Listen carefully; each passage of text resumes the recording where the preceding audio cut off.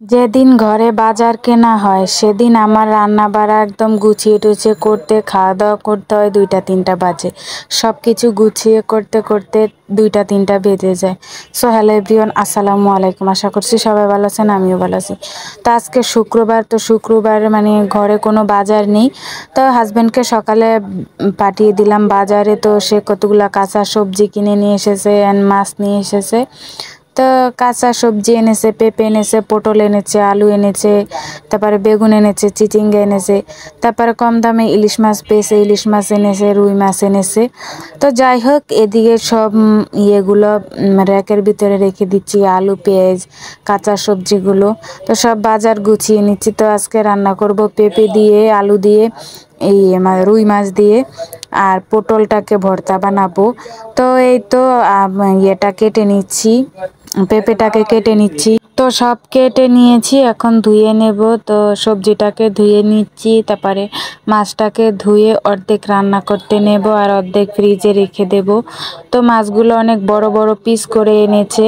তো একদিনকে একদম ছোট ছোট পিস করে এনেছে, একদম মুখেই লাগে না লাগে। তো রাগারাগি করছিলাম, আর মাছ বড় বড় পিস করে কেটে এনেছে। তো এই তো ধুয়ে পরিষ্কার করে নিলাম। তো রান্নার জন্য নিয়ে নিয়েছি আর 2 বাটা ভরে ফ্রিজে রেখে দিচ্ছি। তো মাছগুলো অনেক বড় বড়, মাছটা অনেক বড় ছিল, রুই মাছটা।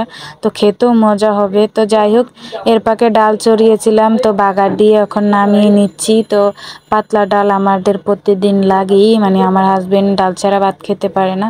তো যাই হোক, এদিকে মশলাটাকে কষিয়ে তরকারিটা চড়িয়ে দিচ্ছি। হাতে সময় কম, হাজবেন্ড আবার দুপুরে নামাজ পড়ে খেতে চলে আসবে।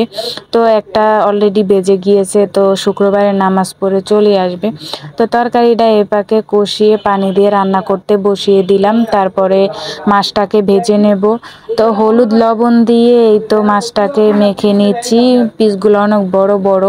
তো যাই হোক, হলুদ লবণ দিয়ে মেখে নিচ্ছি। তারপরে এই তো একটা কড়াইয়ের ভিতরে তেল দিয়ে দিয়েছি, তেল দিয়ে এই তো মাছটাকে ভেজে নিচ্ছি। তো আজকে মানে একটু সিম্পলই রান্নাবাড়া করছি, মানে কোনো গর্জিয়াস রান্নাবাড়া করিনি।